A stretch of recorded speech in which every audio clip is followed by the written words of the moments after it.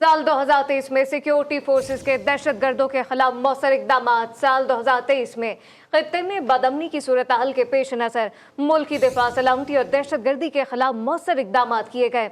हालिया दहशतगर्दी के वाकयात के ताने बाने और शवाहिद अफगानिस्तान में मौजूद दहशतगर्दों की पनागाहों तक जाते हैं।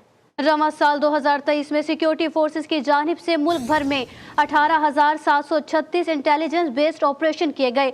इसी पर मजीद तफसीलात जानते हैं मतीन हैदर से। जी मतीन साहब, अपडेट कीजिएगा।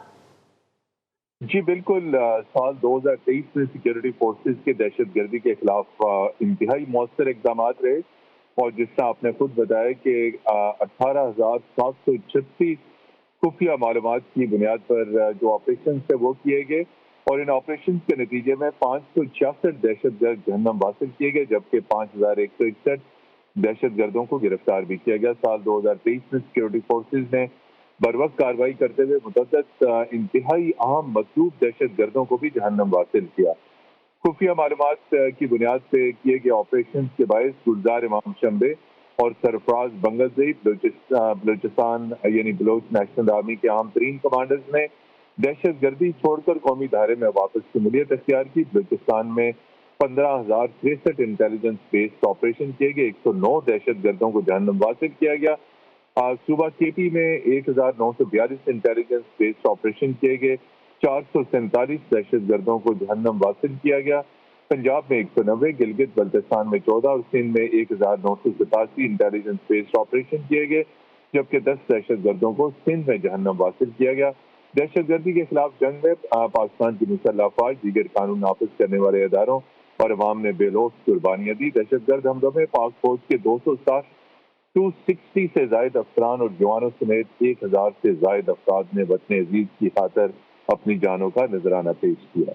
जी मतीन साहब, साथ ही रहिएगा। ब्रिगेडियर वकार भी हमारे साथ ज्वाइन कर चुके हैं। वकार साहब, सबसे पहले तो शुक्रिया वक्त देने के लिए। साल 2023 में सिक्योरिटी फोर्सेस के दहशतगर्दी के खिलाफ ये मौसर इकदाम पर इस वक्त बात हो रही है। साथ साथ अफगानिस्तान में खास करके मौजूद दहशतगर्दों के पनागाहों तक ये ताने बाने भी उसके जाते हैं।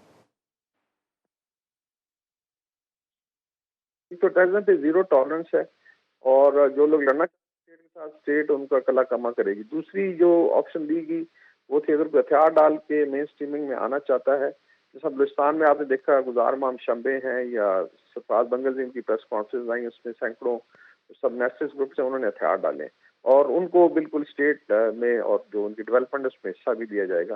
और तीसरा एक डेवलपमेंट फेज है जो केपी बलूचिस्तान में चल रहा है, इसमें सी पैक का सेकंड फेज है। रेकोटेक इंशाल्लाह 2026 में प्रोड्यूस करना शुरू करेगा। गोल्ड जो है उसमें 1/4 हिस्सा है बलूचिस्तान का और उसमें डेवलपमेंट है।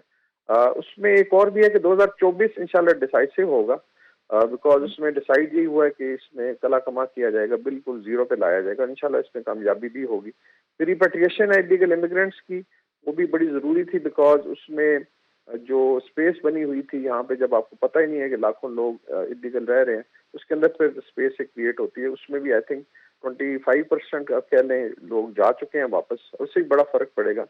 बाकी जो है टीटीपी अगर केपी में एक्टिव है, उसके अगेंस्ट अगर आप काउंट करें जो ऑपरेशन हुए हजारों की तादाद में, और ओवरऑल अगर आप देखें जो इंटेलिजेंस बेस्ड ऑपरेशन है 15,000 है एक साल में।